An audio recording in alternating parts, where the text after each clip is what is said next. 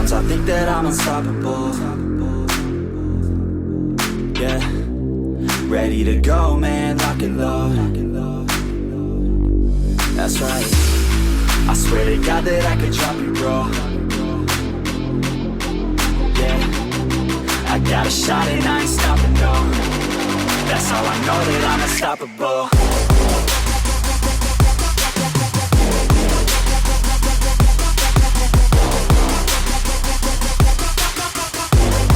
That's how I know that I'm unstoppable.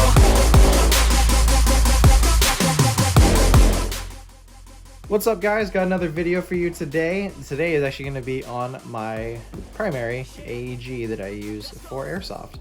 So the base of the gun, just to start it off, was one of the G&G like 416 style guns. I don't know the model of the gun, but I will put it up, a picture of it right here. Cool. Now that we got that out of the way. The thing why I don't like about those guns, though, is that the upper receiver and rail system are proprietary, so you can't change the rail without it looking stupid. There'd be a big height difference between the upper and the rail. So I wasn't a big fan of that one. So what I did is I took the upper receiver off of a G&G PCC9, which is just like the longer version of the ARP9, put it on this gun, slapped on a new rail, barrel, front end, all this good stuff, slapped on a new stock. And the only thing that's really from the factory gun would be the lower receiver, because there's a bunch of ambi features that I really like, and the pistol grip, because for whatever reason you can't change it. Love that. So let's start from the back. It is an AEG, obviously. We'll start from the back here. We do have a Magpul, an old, really old Magpul PTS stock. These things, they're fine, they look fine, they work fine, it's comfy enough where I can use it. I don't really care. It's something I had laying around and it looked good on the gun, so I put it on there. One thing you'll notice from the intro video here is that the wires are on the outside of the gun. That's because I don't have batteries that fit in buffer tubes, or do I have a stock that fits batteries. Even though I'm running this giant fat battery that nothing would ever house this, not even like a full stock would fit this. It's way too wide. But I have this battery because I've had it for years, and I'd rather have one big ass battery than a bunch of smaller ones, especially because this one has a really nice output and it just gives the performance of your gun that it should perform. You can't top out on discharge, so it basically, I'm not like straining the gun from not having enough power, basically, which is a thing. This is one of the Turnigy 11.1 graphene batteries. This is their 2200 milliamp 45 to 90 C discharge. Love it. I've had it for a long time. It's never failed me. It lasts forever. I've never killed one of these an entire day. This is just a G&G buffer tube off of the PCC9. I'm not a big fan of them, but it's the only one I have, so I threw it on here. This right here, you'll see that I have like a purple theme going on, and yes, the purples don't match exactly, but they're close enough where it's fine. But I got like a purple theme going on with my guns. I've been kind of into purple lately for some reason. Gotta get a purple trigger, but you can ignore that for now. This is the purple drop stock from Airsoft Gateway. They're CNC'd aluminum and anodized. They're really, really nice, and they're really affordable too for what they are. They do a lot. If you're wearing a paintball mask like I am, I'm wearing a Dye I4, then having a red dot with a normal buffer tube is really hard to aim down, even if you have a riser like I do on this one. So the drop stock drops the stock down, brings the gun up a little more, so you can actually aim down sight without having any issues, which I really, really like. I thought this is probably the best feature I have on the gun, to be honest. Up top here, this is a Vortex Crossfire red dot sight. It's like their T1 style red dot sight. I really like these. This is the first gen of them, so it's a little older model, but it works fine for Airsoft. I picked up at a local gun store for pretty cheap. The reticle is nice and sharp. If you can get that in camera. There we go. It's got 11 settings of brightness, all through this dial on the side here. And it works really, really well. You can see it perfectly fine out on a nice sunny day, and you can definitely run this indoors or at night at a much, much lower setting and see it just fine. Moving forward, this is a Octarms. I think these are made by Aries. This is one of their free float key mod rail system, or not key mod, M-Lock rail systems. It's 5.5 inches long. I have a 5-inch Matrix brand barrel, outer barrel on here. So the suppressor on the end is a little inset, which is really nice. I think I like the look of this. I've always liked the look of this. Plus it keeps the gun nice and short too, even if I'm running a suppressor. Or what I'd normally be running is a tracer unit. This is the Acetec Brighter C tracer unit. Nice and really tiny. Really small, as you can tell.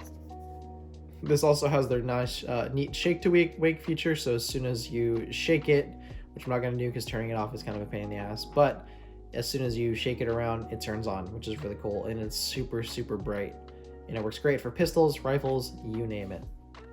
On the bottom here, I forget the brand of this, but I found it randomly on Google. I just googled purple hand stop M-Lock, and this is the first thing that came up, so I ordered it. It was cheap.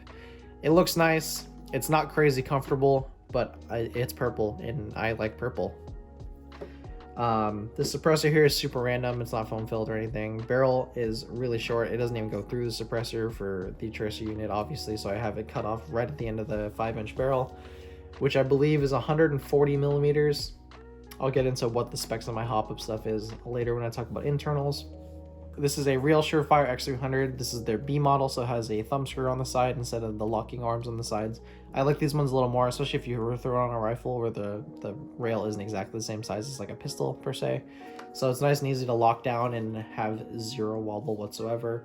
It's not as easy to use in Airsoft as like a TLR1 because you're mainly using these for momentary, and these are only constant on if you're actually flipping the switches. The TLR1 has a nice spring-loaded tab on one angle, so if you have it upside down like this, you just push down and it springs right back up and turns off. This one you have to push forward, which isn't annoying, but it's definitely harder to do than the TLR1. But the light is super bright, great range on these things, and if I do need constant on, it's really easy to put on. Next, let's talk about the internals of this gun. This inside the pistol grip, there is an ASG 22 TPA infinity motor, so it's the one with their metal end bell, which is really nice. Keeps it nice and cool.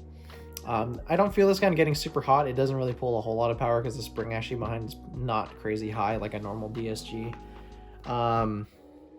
It has really good compression for whatever reason. With a 150 spring that I have in here, it's shooting right at 350 with 2 O's on this 140 millimeter barrel. But it's stock gearbox shell because I wanted to keep all the ambi features on the gun, which I really like, just in case I ever need to switch hands, which happens a lot in Airsoft. A stock G&G bevel and spur gear, they're 18-to-1 ratio with a SiegeTech DSG. Like I said, Garter 150 spring. We're having the quick change bearing spring guide that these guns come with. They work fine, they work well, they're nice and durable, haven't had any issues with it yet. Gate Titan MOSFET, other than BTC, which I can't even really count because you can't really get them or fix them, I'd say the Gate Titan still is the best of the best when it comes to trigger board MOSFETs. The next step up would be like the Parent or the Jeftron ones. I've heard those are good, but I've never tried them, and I've had plenty of experience with the Gate Titans. Easy to program, really reliable, and great customer service. SHS piston inside here, nice and durable, no problems there. I believe the piston head is the stock metal one that these ones come with. I do also have an SHS nozzle in here, their metal red one, which they're a little bit long than a standard like Marui spec one, but because I'm using the Max hop-up unit, they actually work a little bit better with longer nozzles in my experience, which is why the Max nozzle is slightly longer than a normal M4. But other than that, this is the gearbox. It's a little straight trigger on here, which I plan on replacing with the purple one, like I said, eventually to match the rest of the gun. Hop-up set, like I said, Max hop-up unit. Works really well in this gun. The G&G one that they come with is fine, but you don't get the same amount of adjustment. These are a lot more, you can get a lot better fine-tuning out of these ones. Other than the G&G ones, which have specific clicks that you can go into. These ones you can they're completely smooth, but it's nice and hard to turn. But it's a smooth turn, so it's a little easier to get fine adjustments out of whatever weight BBs you're using. And inside I'm rocking a Prometheus purple bucking with no modifications done to it because the way that it came and the way that it shoots, I'm completely happy with. It shoots absolute laser beams. Range and accuracy is fantastic, and it huffs 0.32 is no problem. The inner barrel is a Lambda, one of their smart precision 6.03 Type 4 barrels. First one I've ever tried actually, and so far I'm really happy with it. So I'm probably gonna keep to these barrels because they're pretty affordable. And really easy to get. They have so many different lengths, and so far I'm really liking them, so I recommend them to anyone who wants a good budget barrel.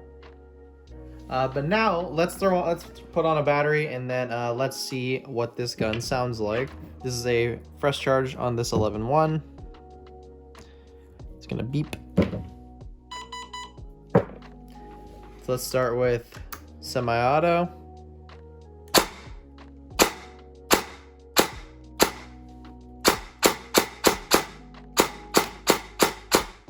Really quick trigger response.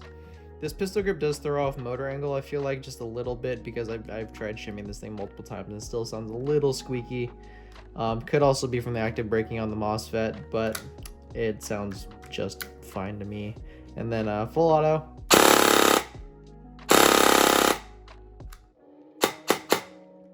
So nothing crazy, but fast enough where if I need to use full auto, it'll get the job done.